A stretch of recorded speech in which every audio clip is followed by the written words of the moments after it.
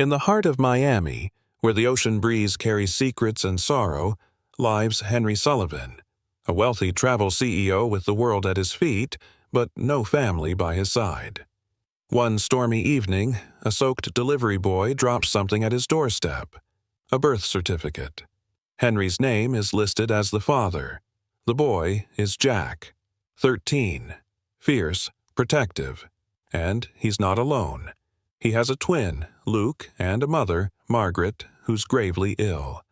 Memories of a travel conference and a woman he never forgot come rushing back. Margaret had tried to reach him, but someone he trusted blocked every message. Now, Henry must fight not just guilt, but a greedy uncle trying to steal the boys away. With a notarized letter and a DNA test, he heads into court and into fatherhood. Jack writes travel journals. Luke takes breathtaking photos. And Henry? He builds a creative café called Tide and Tail with their first display. Jack's crumpled birth certificate now framed. Can one moment in a storm rewrite the past and rebuild a family? Subscribe to see this heartfelt story unfold. The Miami breeze whispered through the open glass doors, brushing past sleek marble floors and floor-to-ceiling windows that framed the Atlantic like a postcard. Henry Sullivan stood barefoot in his oceanfront mansion, coffee in hand, eyes on the horizon. 44, polished, powerful, the CEO of Meridian Global, the most luxurious travel network in the world. He had mapped out continents, built empires across seas, and yet, in this silence, he felt like a guest in his own life. Behind him, screens blinked with stock alerts, unread emails stacked like bricks on a wall he no longer cared to climb.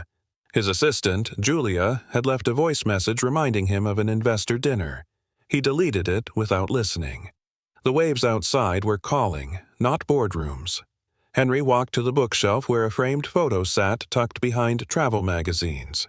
It was the only picture not staged for the press, a candid snapshot from a travel summit 13 years ago. A woman beside him, wind in her curls, laughing, her hand gripping his sleeve. Margaret. He hadn't said her name aloud in a decade. A knock shattered the stillness. He turned, surprised. Delivery didn't usually come to the front. The intercom buzzed again. "Food delivery," came a teenage voice, slightly muffled. "I didn't order anything," Henry muttered, but curiosity pushed him toward the door. When he opened it, rain slapped sideways across the porch. A boy, barely 13, stood soaked in a too-big hoodie, holding a plastic bag in one hand and a manila envelope in the other. "You Henry Sullivan?" the boy asked. Henry nodded slowly. The boy thrust the bag into his hand. "From Oasis Grill. Paid for." Then, awkwardly, he added, "This fell out of the bag. Think it's yours." He handed over the envelope. Before Henry could say a word, the boy turned and dashed back into the storm. Henry stared after him. Something about the kid's eyes lingered. Familiar. Back inside, he dropped the food on the counter, but the envelope in his hands felt heavier than it should. It wasn't sealed. Inside was a crumpled piece of paper, a birth certificate. Henry's name was typed under father. He froze. His heart stammered like a delayed engine. The mother's name, Margaret Reyes. The child's name, Jack Sullivan. Born 13 years ago, in Orlando. He staggered backward onto the kitchen stool, the paper still open in his trembling hands. The storm outside intensified, as if echoing the chaos cracking open inside him. Margaret, that travel summit, 13 years ago. They'd shared more than ideas, more than a weekend. She had been adventurous, kind, but grounded. He remembered her laughing at his itinerary. "You plan too much," she'd said. "Let the journey surprise you." He had left her in Orlando with a promise to call. He never did. Business had pulled him back, and guilt had turned into avoidance. But she had never told him. Or had she? He grabbed his phone and typed Margaret Reyes into his contacts. Nothing. Then his email. A few bounced messages. Old, from years back. He opened one from 2012.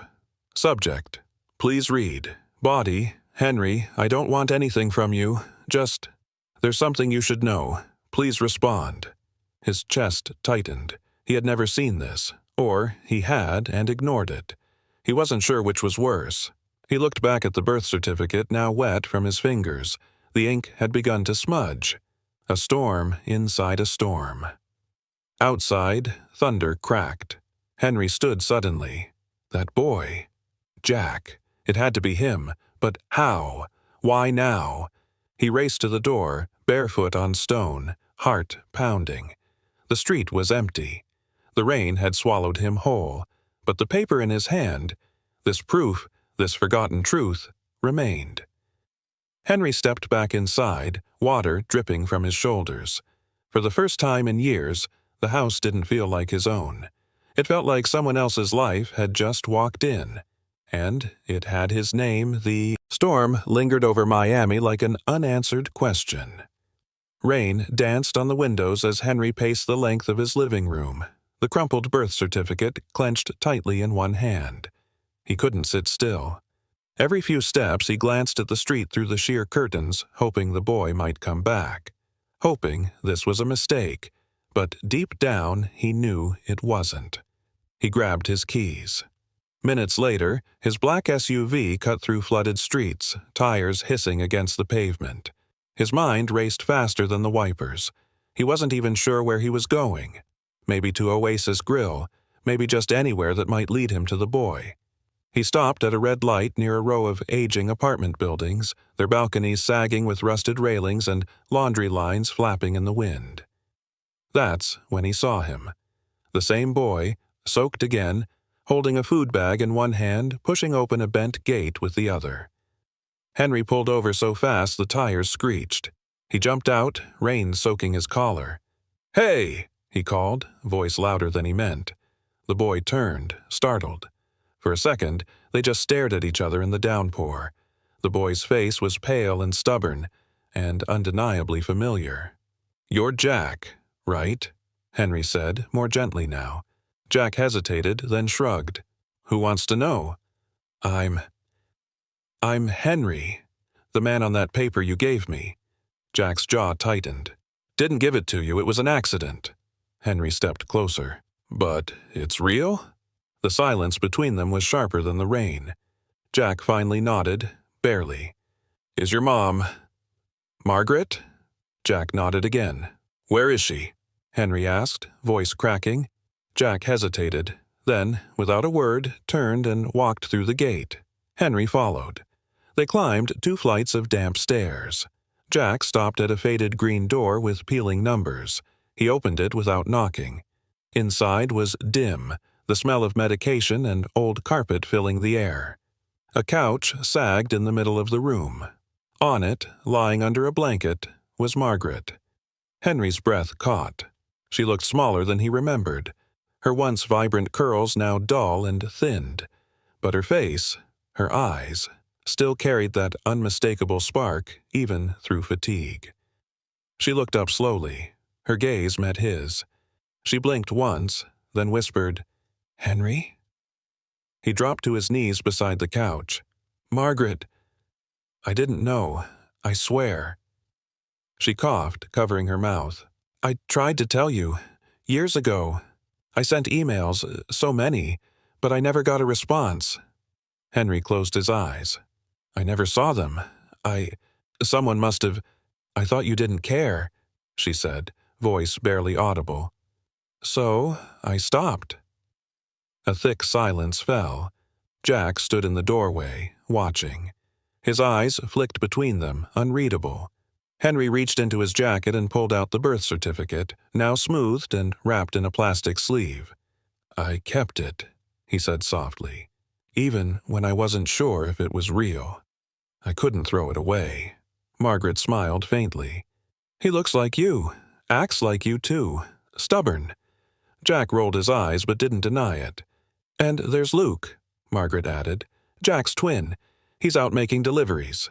Henry looked around. The room was too small for 3 people. Medical bills littered the coffee table. A single framed photo.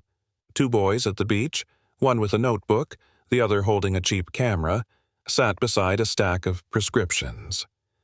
A knot formed in Henry's throat. "Let me help," he said.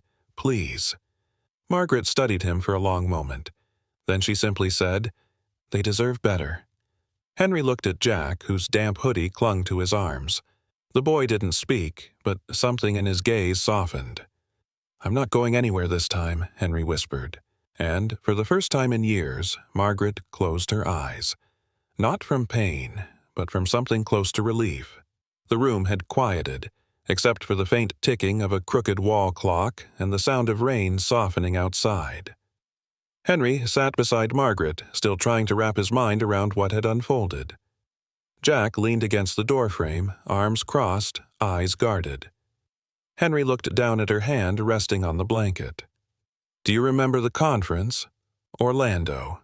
13 years ago." Margaret gave a tired smile. "Of course I do. You were wearing that ridiculous tie with globes on it." He chuckled under his breath. "I said it was for branding. You said it was tacky." "You were right about the brand," she said. "You built an empire." He nodded, then paused. "But I lost something along the way." She looked at him for a long beat. "You were ambitious. I didn't want to get in your way." "You should have been the direction, not the obstacle," he murmured. Jack shifted uncomfortably. "Look, I only brought the food because Luke was already out on another order. We take shifts." Henry turned to him, brow furrowed. "You're both working?" Jack shrugged. "Margaret can't. Rent doesn't pay itself." Henry looked around the apartment again.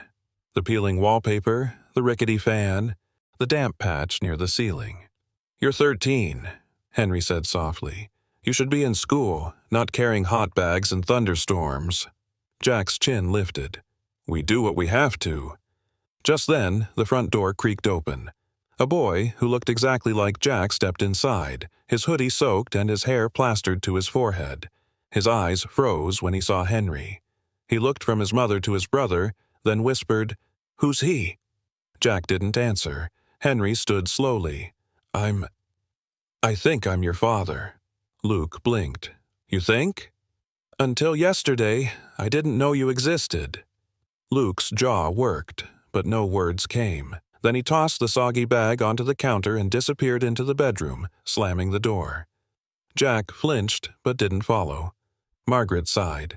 "He's always been the quiet one, keeps it all in." Henry sat back down, rubbing his temples. "I don't know where to start. I feel like a stranger in my own story." Margaret reached toward the shelf beside the couch and pulled down a small, battered notebook. She handed it to him. Henry opened it carefully. Page after page of handwritten notes, sketches, and short paragraphs titled "Places I Want to See Someday." Jack looked away, embarrassed. "You wrote this?" Henry asked. "Yeah," Jack mumbled. "For Mom. She used to tell us stories about where she and you met, so I wrote them down. Places I wanted to show her." Henry closed the book, his fingers lingering on the faded cover. "That's not a notebook," he said. "That's a compass." Jack met his eyes. For the first time, the wall between them cracked. Margaret coughed again, sharp and painful. Henry turned, alarmed. "You need care," he said firmly. "Real care. A hospital, treatment." "We can't afford it," Jack interrupted. "She stopped going because the bills got too high." "I don't care about the bills," Henry snapped. "She needs help, and I'm going to make sure she gets it." Margaret reached for his hand. "They've grown up fast. Too fast. But they never stopped hoping you'd show up." Henry looked at the brothers, one silent, one defiant, both holding their world together with scraps and strength far beyond their years. "I'm here now," he said, "and I'm staying." Jack didn't speak, but he walked over and picked up the compass notebook from the coffee table. "Then start with this," he said. "It's where our story begins." The next morning, Miami stirred under soft gray clouds, but the apartment on Northwest 7th still felt dark. Henry returned just after sunrise with a grocery bag in one hand and fresh clothes for the boys in the other. Jack opened the door, rubbing sleep from his eyes. "You're back," he said flatly. "I told you I would be." Henry replied. Jack stepped aside. The kitchen was quiet. Luke sat at the table with a paper bag of delivery receipts, sorting them by date. "You two do this every morning?" Henry asked. Luke shrugged. "We keep track of the cash orders. Some people try to cheat us." Henry sat down across from him. "You shouldn't have to know about that." Luke didn't respond. Instead, he slid a napkin across the table, a rough pencil sketch of a crumbling back alley with an old man sleeping under cardboard. Henry turned it slowly. "You drew this?" Luke nodded. "It's on 5th and Jefferson. I pass it on my route." "It's powerful," Henry said quietly. Luke's face remained blank, but the edge of his mouth twitched. Just a little. In the living room, Margaret sat up on the couch, coughing into her blanket. Henry rushed to her side. "I brought groceries," he said, "and I called a specialist. He's agreed to see you today." "I can't afford that," she whispered. "You won't pay a cent," Henry said. "Let me do this. For them. For you." She gave a faint nod, her eyes glassy. He turned to the boys. "Pack a bag. Just for a couple of nights. I have space at my place, clean beds, hot showers. I want you safe while your mom gets treated." Jack exchanged a glance with Luke. "What's the catch?" Jack asked. "No catch, just give me a chance." Luke stood first. "Okay." Jack paused, then finally with a sigh, "Fine, but just a few nights." Henry smiled. "Fair." By noon, the SUV pulled into Henry's private garage beneath a sleek oceanfront high-rise. The twins stared out the window as the gates opened. "Whoa," Luke whispered. "This isn't a hotel?" Henry chuckled. "No, it's home." Inside, they moved through rooms filled with light, open space, and ocean air. Jack ran his fingers across the edge of a polished world globe. Luke stood frozen in front of a wall-sized photo from Kyoto, Japan. "You took that?" he asked. Henry nodded. "One of my favorites. Cherry blossom season."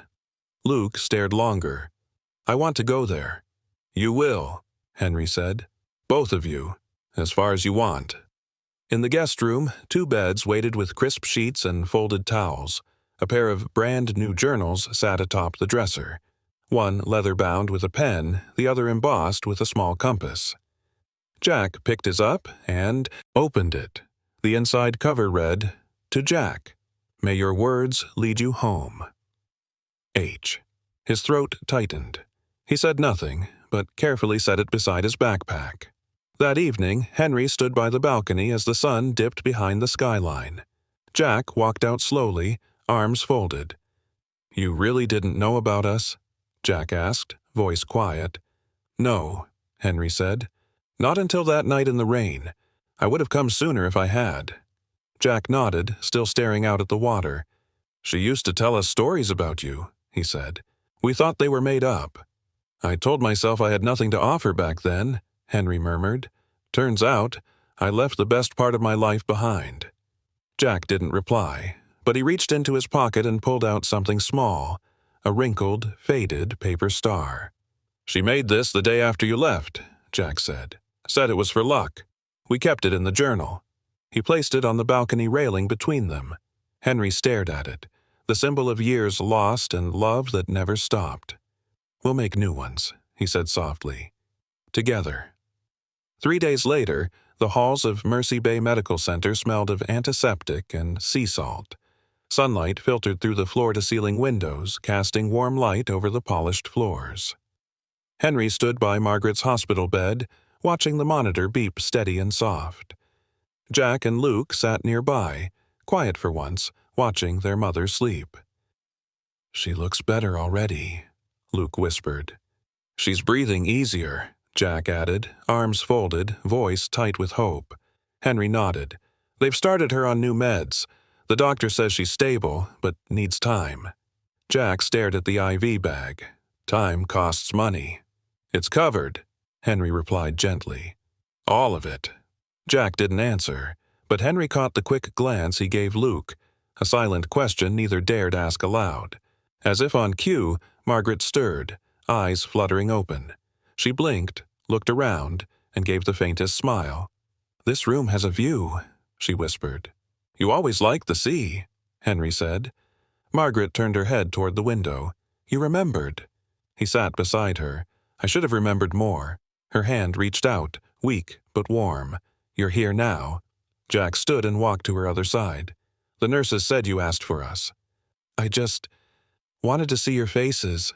Together," she said. "It's been a long time since I felt safe." Luke held up a small sketchbook. "I drew you something." Margaret's smile deepened as she took it. On the page was a pencil drawing of the hospital window, framed by vines and seagulls. In the corner, he had written, "You're not alone anymore." Tears welled in her eyes. Henry cleared his throat. "There's something else you should know. About the emails, I never got them." Margaret blinked slowly. "What?" "I had my assistant screen everything back then. She said she was protecting me from distractions. From gold diggers, as she called it." Jack tensed. "She deleted your messages before I ever saw them," Henry continued. "I found the digital trail. Dozens. All from you." Margaret looked down, jaw trembling. "So you didn't ignore us?" "No," he said softly. "I never would have." The room went still. The truth, at last, filled the silence like oxygen. Luke's voice broke it. "So, what now?" Henry turned to the boys. "I want to bring you both home, for good. No more deliveries, no more worries about bills or rent." Jack's brow furrowed. "What about Mom?" "She stays here, gets the care she needs. I already spoke to the head physician. She's on the best plan." Margaret looked at him, voice trembling. "Henry, I never wanted your money, just your heart." He reached for her hand. "Then let me give you both." That night, as Jack and Luke settled into their beds back at Henry's condo, a warm breeze drifted in through the open windows. Jack stood by the globe in the living room again, tracing a path from Miami to Tokyo with his fingertip. "Mom always wanted to go to Kyoto in the spring," he said. Henry stepped beside him. "Then that's where we'll take her, cherry blossoms and all." Jack gave a small smile. "She deserves it." "So do you," Henry replied. From the hallway, Luke called out, "Jack, you left your notebook on the table." Jack returned to grab it, the leather journal Henry had given him. Tucked inside the front cover was a fresh page and a folded note in Henry's handwriting. "Some journeys begin with storms. Others begin with forgiveness. Ours begins here." "Dad." Jack stared at it for a moment, then closed the book, held it to his chest, and whispered, "Okay, let's begin." The morning sun poured into Henry's home office as he sifted through years of archived emails. The cursor hovered over folder after folder. Buried deep inside the Filtered to Low Priority tab, he found them. 47 unread messages, all from Margaret Reyes. Subject lines like, "Please read, important about the twins," and "We don't want money, just answers." His jaw clenched as he clicked one after another. Some were brief, others long. One had a photo attachment, a blurry image of two toddlers in matching overalls holding hands at a public park. Henry stared at the screen, stunned. "I missed everything." A knock pulled him back to the present. Jack peeked in. "We're making breakfast. You want eggs or toast?" Henry smiled faintly. "I'll take whatever's not burned." Jack rolled his eyes. "Luke's doing the cooking.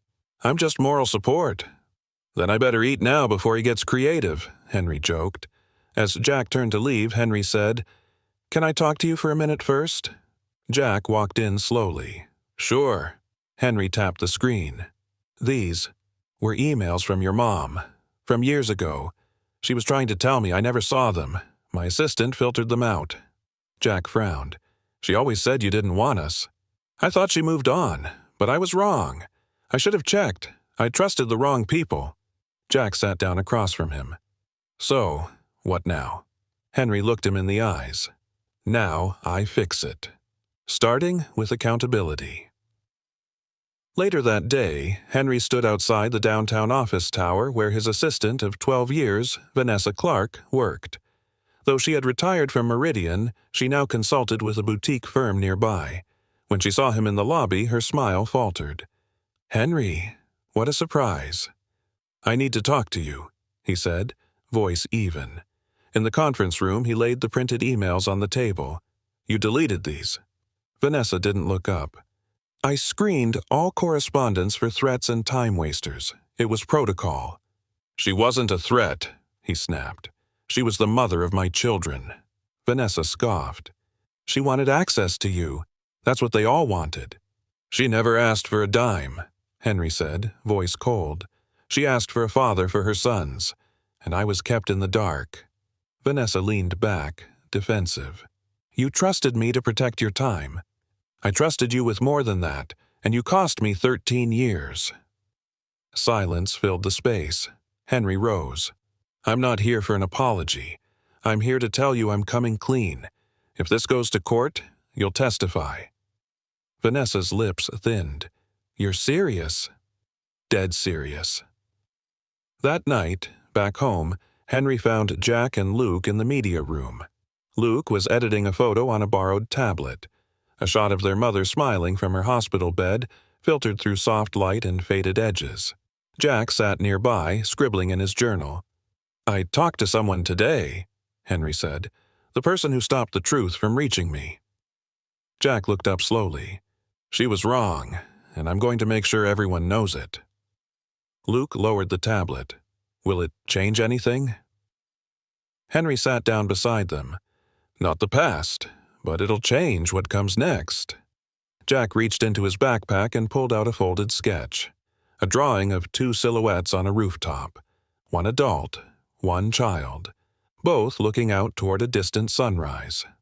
"I drew this the day you found the birth certificate," Jack said. "Didn't know what it meant then."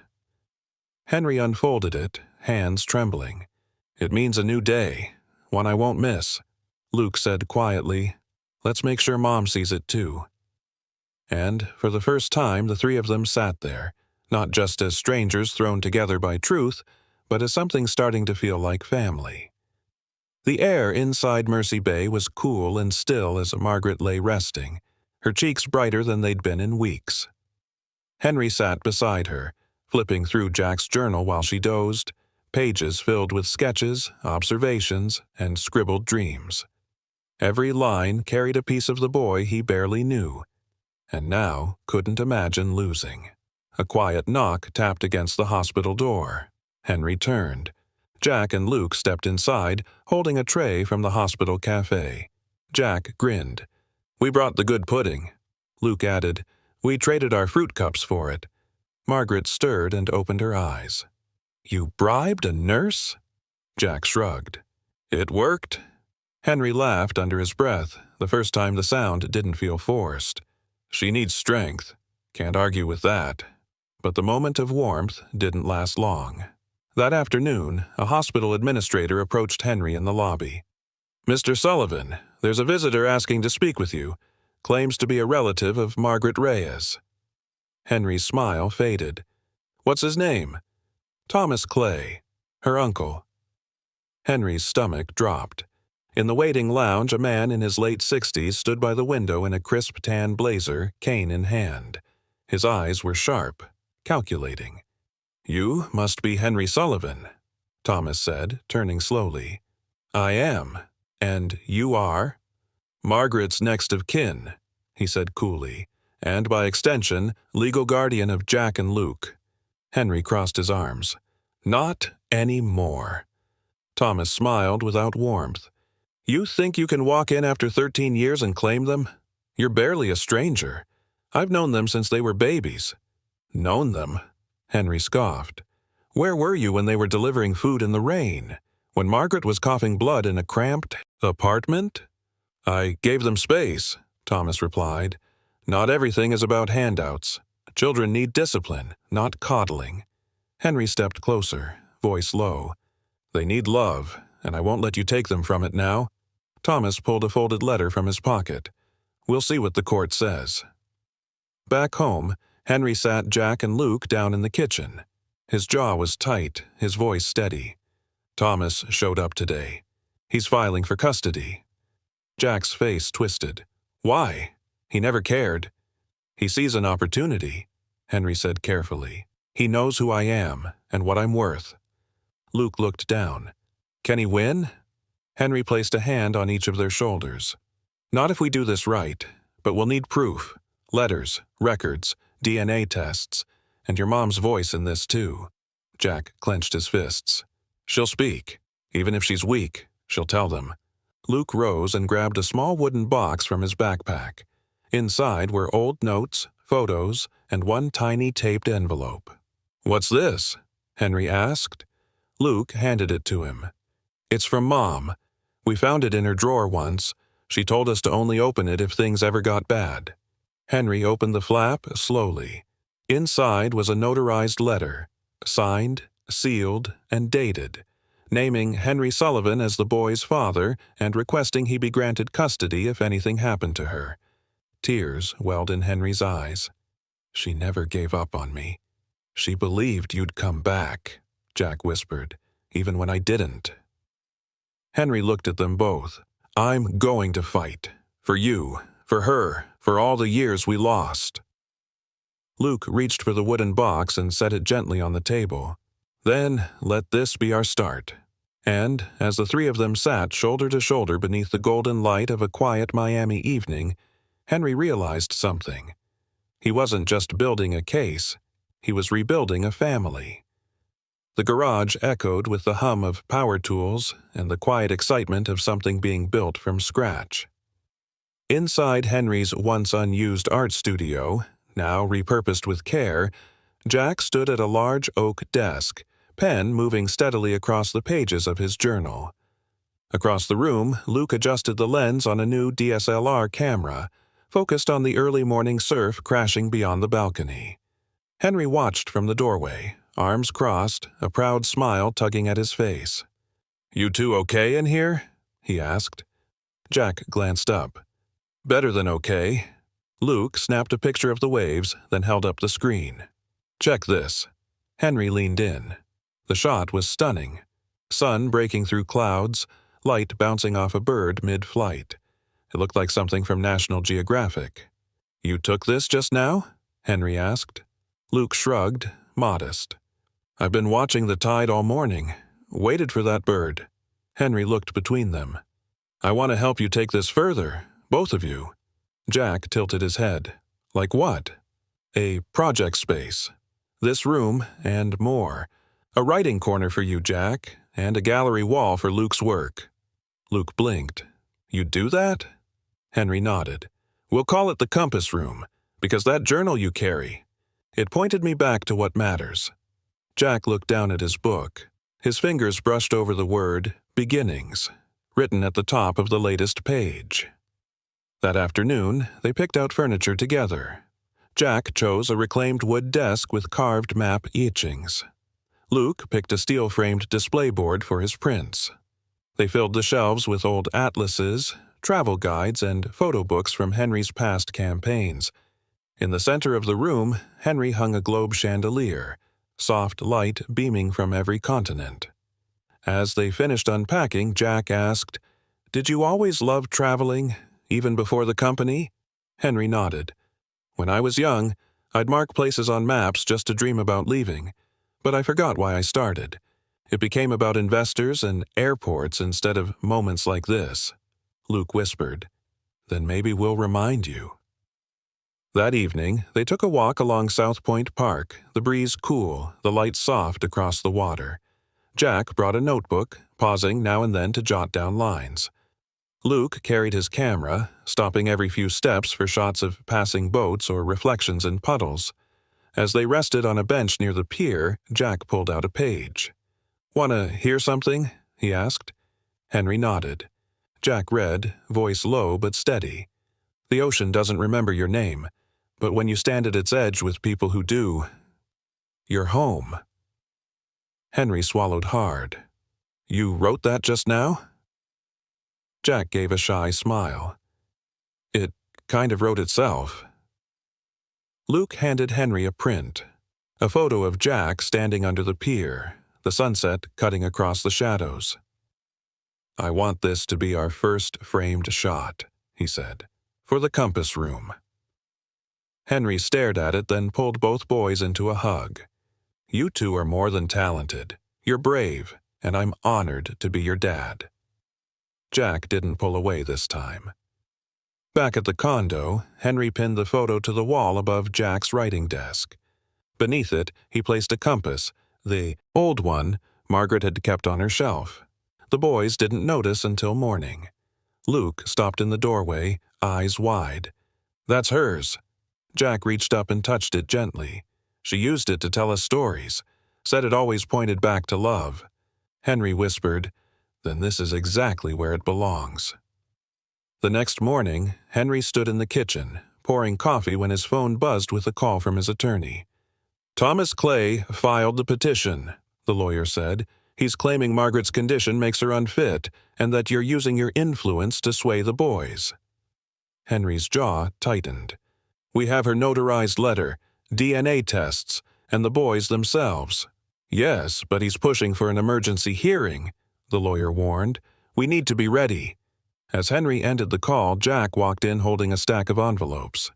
"Dad, this was in the mailbox. From Thomas." Henry took the envelope. Inside was a typed letter, smug and cold. "If you truly care for those boys, you'll understand why wealth can't replace blood. I will raise them as men, not media trophies." Henry crushed the letter in his hand. Luke appeared behind Jack, clutching his camera. "He doesn't get to decide who we are." "No," Henry said, "but he's going to try, and we need to be stronger than that." That afternoon, they visited Margaret at the hospital. She looked pale but alert, her voice soft but sharp. "He's trying to take them?" she whispered. Henry nodded. "I won't let it happen, but I need your help." She reached for the bedside drawer and pulled out a second folder. Inside were medical reports, custody declarations, and photos from the boys' early years. "I kept everything," she said, "for the day someone tried to take them from me." Henry opened one image. Jack and Luke at age 3, sitting on a sandcastle, smiling wide. In the corner was a seashell with a painted compass on it. "That was the day I told them about you," she said, eyes misting. "They didn't understand, but I needed them to know you existed." "I wish I had known sooner," Henry whispered. Margaret took his hand. "You know now, and you're here. That's enough." That night, Henry stood in the compass room while the boys prepped for bed. He gently placed the seashell photo on the shelf beside the old compass. A soft knock interrupted his thoughts. Jack stepped in, holding his journal. "Can I read you something?" Henry smiled. "Of course." Jack sat cross-legged near the window. "It's called When the Wind Changed." He opened the page. "The sky didn't warn us, the tides didn't ask, but when the wind shifted, everything familiar felt new. We didn't ask for the storm, but we found something in it, something like family." Henry blinked fast. Jack closed the journal. "You still think we can win?" "We have truth," Henry said. "We have Mom's letter, and we have each other. That's how we win." Luke poked his head in. "Then, can I show you something?" Henry followed them into the hallway. Luke had framed his favorite photo from the beach. Henry, standing with his hands in his pockets, watching the boys walk ahead. The caption underneath read, "The moment he chose to follow love." Henry stared at the image, overwhelmed. "You took this without me knowing." Luke grinned. "The best moments usually happen that way." They hung the photo on the living room wall together, just above the entryway. As the night deepened, Henry stood on the balcony, wind curling through the palm trees. He watched the dark horizon, quiet and steady, as two boys he never knew he had slowly filled every silent space in his life. And inside, beneath the photo and compass and shells and drawings, was something he hadn't felt in years, a home worth fighting for. The morning of the hearing arrived with a heavy sky. Rain tapped against the windows as Henry stood in front of the mirror, adjusting his tie. Jack and Luke waited silently at the edge of the kitchen island, both dressed neatly in button-downs and clean shoes. The kind of morning where everything felt older, heavier. "Do you think the judge will ask us questions?" Jack asked, voice low. "He might," Henry replied. Just speak the truth. That's all we need." Luke pulled a folded photo from his pocket and handed it to Henry. It was the seashell picture from Margaret's drawer, the one of the boys as a toddler's, smiling from the sand. "She said this was proof we were loved," Luke murmured, even when no one else believed it. Henry placed it gently in his inside jacket pocket. "Then, let's carry that truth into court." At the courthouse, Henry's attorney, a composed woman named Evelyn Tran, laid out their evidence on the table.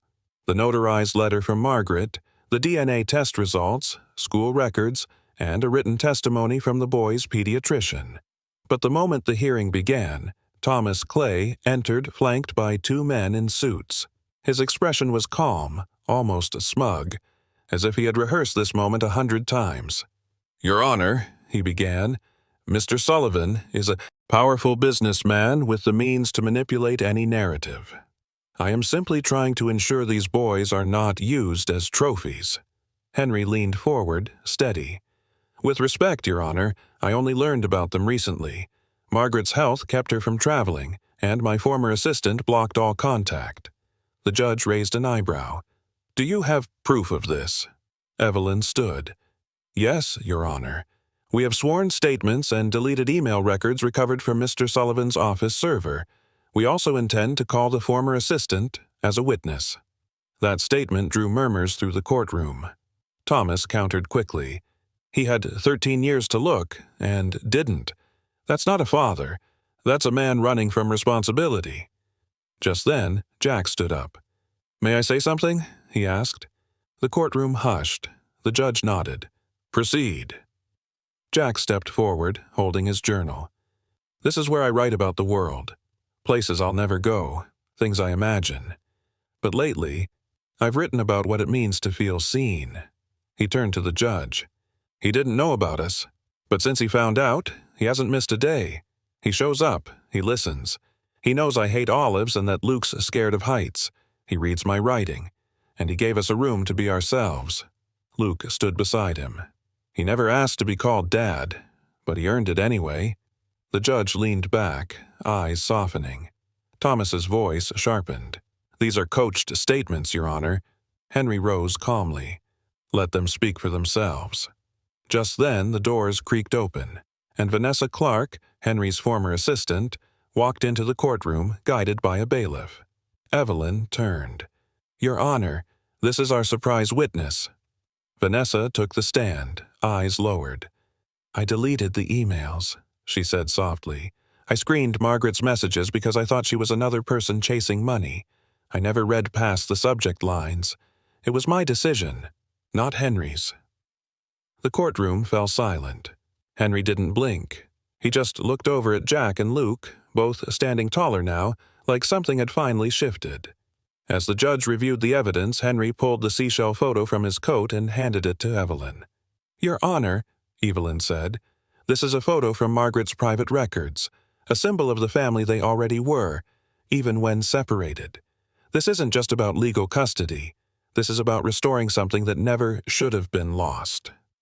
The judge stared at the image for a long moment, and then he spoke. "I'll announce my decision tomorrow, but today, I see a family that found its way back." The next morning, sunlight poured through the tall windows of the courtroom, casting long, quiet streaks across the polished floor. Henry sat between Jack and Luke, each boy gripping one of his hands, their nerves silent but pulsing. The judge returned to the bench, glasses resting low on his nose, papers stacked neatly in front of him. "In reviewing this case," he began, "I saw more than documentation. I saw truth unfold through action. Mr. Sullivan didn't run. He rebuilt." He paused, eyes shifting to the boys. "Jack, Luke, you spoke with clarity, not as coached children, but as sons defending the man who showed up." Henry held his breath. The judge continued, "Legal custody will be granted to Mr. Sullivan. Full guardianship, effective immediately. Ms. Margaret Holloway will receive continued private care, fully authorized by this court." Jack's grip on Henry's hand tightened. Luke exhaled a breath he didn't realize he was holding. Henry stood slowly. "Thank you, Your Honor."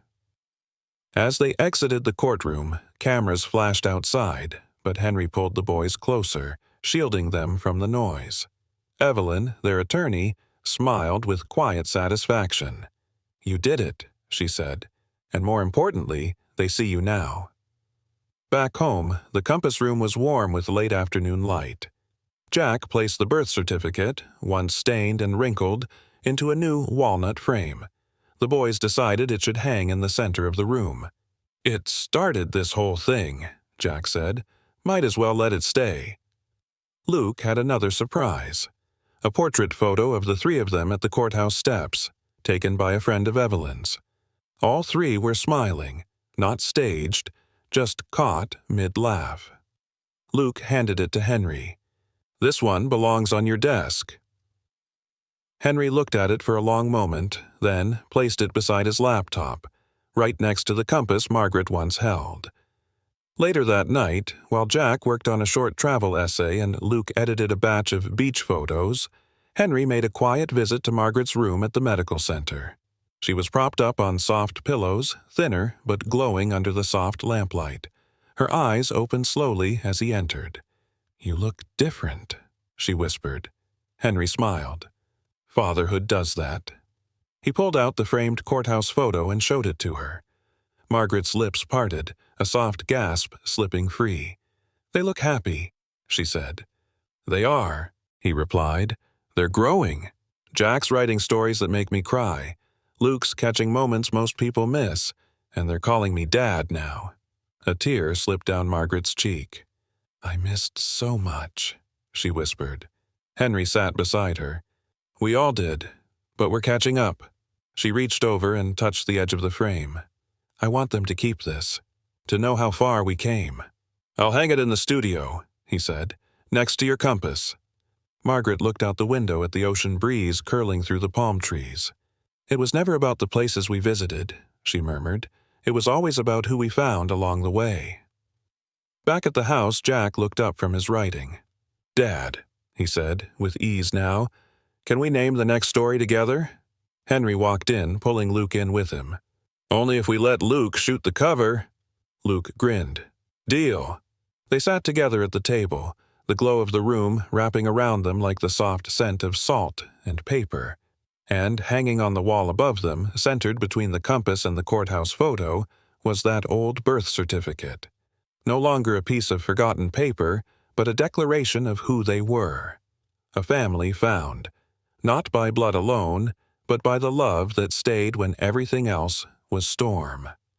The sun dipped low over Miami's shoreline as Henry guided the boys through the front gate of the newly renamed Tide and Tail. The hand-painted sign swung gently in the breeze, the lettering elegant but simple, just like the idea behind it. Inside, the space had been transformed. Woven maps lined one wall. A shelf held globes, stacked journals, and travel photos, most taken by Luke. A mural spanned the far end, a sailboat gliding across a blue horizon, two boys at the bow, a compass in the sky. Above the register, framed in warm wood and glass, hung Jack's birth certificate. Bold, centered, a beginning reclaimed. Jack looked up at it with a quiet smile. "Think people will notice?" "They'll ask," Henry said, "and we'll tell them that finding your name on a piece of paper can change your whole life." Luke grinned, "especially if you frame it right." As the soft opening began, neighbors trickled in, drawn by curiosity and the scent of warm cinnamon muffins. Some recognized Henry, some didn't. Most were captivated by the story written on the walls. Jack stood behind the counter, handing out menus he designed himself. Luke snapped candid photos of children laughing beside a globe marked with pins from around the world. Then came the moment that melted everything. A small boy, no older than 6, tugged at Henry's sleeve. "Mister, are you the dad from the picture?" Henry knelt down. "I am." The boy nodded thoughtfully. "Cool. My dad's a mailman. He says the best stories always get delivered late." Henry chuckled, eyes damp. "Sounds like your dad's a wise man." By evening, as guests lingered over tea and postcards, Jack pulled out a worn leather journal and scribbled something in the back. Henry caught a glimpse. "Today, we opened a café, but it feels more like we opened a door to who we are." Across the room, Luke was busy stringing up fairy lights with quiet focus, eyes lit by the shimmer of it all. "Dad," he said suddenly, the word rolling out like it had always been there. "Come help? I can't reach the last hook."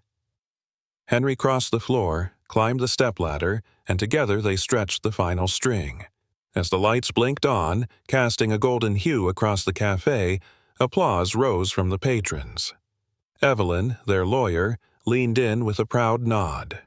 "You've built something beautiful here." Henry looked around. At Jack's birth certificate, at Margaret's compass by the window, at the boys now comfortably calling this place home, and felt a warmth deeper than sunlight. Later that night, when the door had closed and the last chair was turned upside down, Jack handed Henry a folded note. "I found this in one of Mom's old sketchbooks." Henry opened it. A simple line was scribbled at the top in Margaret's looping script. "Build them something steady, something they can anchor to when the waves rise." Henry pressed the note to his chest. "I think we did," he said softly. The boys nodded, and, for the first time, in a very long time, the house was not just a house. It was a home, a place where two boys had found their father, where a woman's courage was finally honored, where one piece of paper, signed in ink and sealed by time, was framed not as proof of paternity, but as a promise of presence. A tide had rolled in, and the tale was just beginning. 3 months later, on a bright Saturday morning, the sun rose over Biscayne Bay like a blessing. Outside a renovated corner building with sea-blue shutters and wide glass windows, a small crowd gathered, drawn by the gold-lettered sign above the door. Tide and Tail Café. Every journey has a story.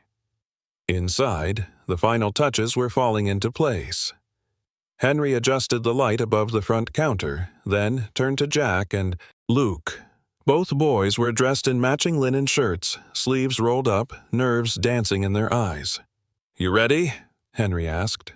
Jack nodded, gripping a leather-bound journal. "As I'll ever be," Luke added. "Just don't cry during your speech." Henry chuckled. "I'll try." The centerpiece of the café was a wall of stories, framed maps, old postcards, and travel photos Luke had taken. At the center was the birth certificate, once wrinkled and forgotten, now carefully preserved in a shadow box. Beneath it, a small bronze plaque read, "This paper started it all." When the ribbon was cut and the first guest stepped inside, the room filled with laughter, clinking mugs, and gasps of admiration. A young woman approached Henry at the counter. "Did you really name the café after your son's journey?" Henry smiled. It was their idea. Every tide brought something new, and every tale brought us home. Mid-morning, Jack stood by the open mic.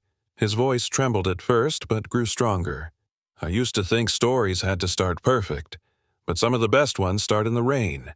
This place, it's more than a café. It's where we found out who we are." He held up his journal, flipping to a sketch he'd made. Their family, him, Luke, Henry, and Margaret, drawn simply but full of life, standing in front of the café. From the side, Luke snapped a photo, then whispered, "You forgot the cat." Jack smirked. "It's symbolic." Henry watched, heart full. He remembered the loneliness of the mansion, the silence of his success. Now, every corner of his life echoed with new voices, shared laughter, and second chances. That afternoon, an older couple stepped inside and paused in front of the birth certificate. The woman pressed her hand to her heart. "It's brave," she said softly, "to frame the moment that changed you." Henry walked over. "It took me a while to see it that way." She nodded. "But you did. That's what matters." At closing time, with chairs stacked and the streetlights glowing, the family gathered near the counter. Margaret's favorite compass sat next to the register, a quiet nod to her spirit guiding them all. Jack leaned on the counter, yawning. Think Mom would have liked today? Henry didn't hesitate. She would have been proud. Luke tapped the frame around the certificate. We should add another plaque someday. Something for her. Henry nodded. We will. Outside, the sea breeze rolled in, warm and steady. The door creaked slightly on its hinge but stayed open, just enough to let in stories still waiting to arrive. The scent of fresh pastries mingled with ocean breeze as the sun rose higher over the cafe windows. Inside Tide and Tail, laughter echoed, gentle, warm, and whole. A small group gathered by the wall of stories, where Jack's birth certificate still stood in its frame. Henry adjusted his blazer, watching Margaret step through the open door with cautious steps. She wore a pale blue scarf, matching the sky, and her eyes searched the cafe like it was a dream come to life. Jack rushed over first, arms wrapping around her waist.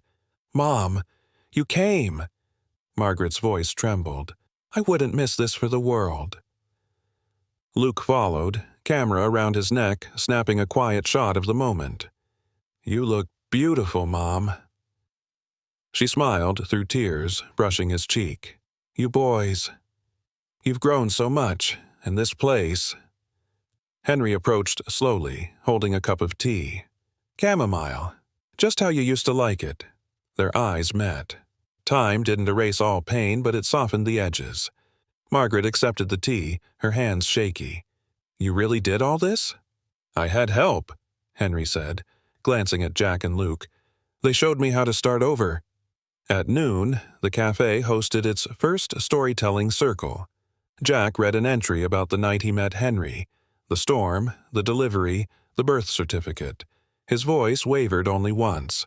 "I thought I'd lost something forever," he said. "Turns out, I was being found." Applause filled the room.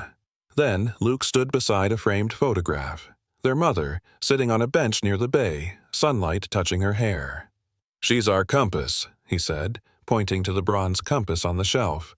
"Still guiding us." Margaret's hand flew to her heart. "That was your father's line." Henry stepped forward. "And now it's ours." Later, as dusk settled in and the last customers lingered over coffee, Margaret leaned back on a bench outside, watching the sea shimmer. Henry sat beside her, a respectful distance between them. "Do you remember that hike in Orlando?" he asked softly. "You brought that ridiculous inflatable globe."